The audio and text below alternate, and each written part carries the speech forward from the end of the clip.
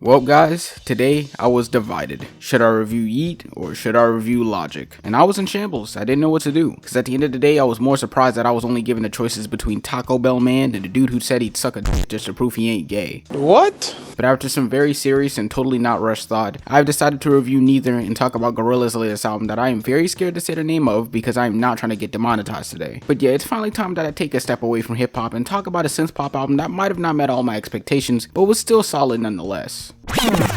Alright, so for this to be my first time actually sitting down and reviewing a Gorillaz album, I gotta say I expected a bit more after really dissecting it. I mean, after the dividing comeback album Humans and their forgettable follow-up The Now, they finally gained some strong footing with their previous album Song Machine that I feel like was some of the best work they've done since they've come back into the mainstream. But when getting into this album, I feel like it's just missing a few pieces that Song Machine was really able to capture, and I feel like it was probably the variety. I mean, this album is mainly working off of the synth pop sound with little bits of alt-rock influence thrown in between, but when going through it all from front to back multiple times, I don't see too much separation amongst a good bit of these tracks, and for the ones that do stand out, such as Cracker Island and Tormenta, I feel like those songs were only good but not great, if y'all know what I mean. And then there's one of the bigger issues I have when getting into some Gorillaz albums is that I just can't get into the lyrical content that much. Maybe it's because the more pop dance theme is distracting me a little too much from anything Damon Albarn has to say, but from my perspective I feel like there just isn't much lyrical substance going on within this album, mainly relying on catchy rhythms and head bopping choruses to keep us entertained. But as for the production, as stated before, it's mainly going off the synth pop sound while throwing in a few little tidbits here and there, such as Thundercat's bass guitar in the intro track Cracker Island that I thought was nice, or the more trippy, wavy production from Tame Impala on New Gold that I also did enjoy. But of course, there's usual muddy, scratchy vocals from Damon to help with his singing, but that works for most of these songs. But then you got tracks like Tarantula, in which he seems a bit drowned out between verses, making it kind of hard to actually hear him clearly. And then there's the issue in which I feel like Cracker Island shouldn't have been the song to start off the album, not really having any proper build up and kind of just throwing me into the wolves, while the follow-up Oil instead seems more like something to reel you in, using a gradually rising synth sound to break everything down into a very fun pop beat. But then there is the track The Tire Influencer that gets a bit heavy on the 808s to make a more laid back and relaxed instrumental that I thought was nice, although it does make for a better background music. And then there was also the ending song Possession Island that slows everything down for the more melodic feel, with Damon and Beck being backed up with acoustic guitars, pianos, and echoing synths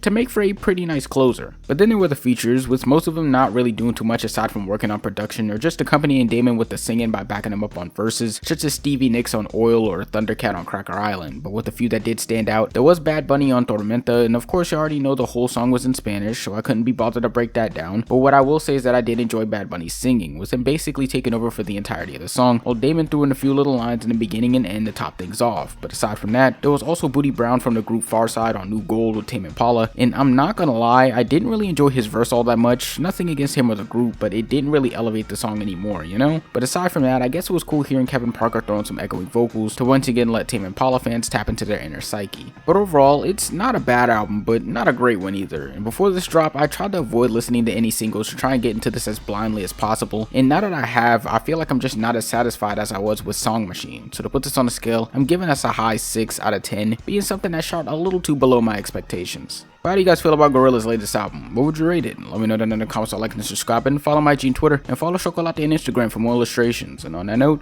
I'll see you guys on Monday when I get Thundercat to narrate my entire script. Peace.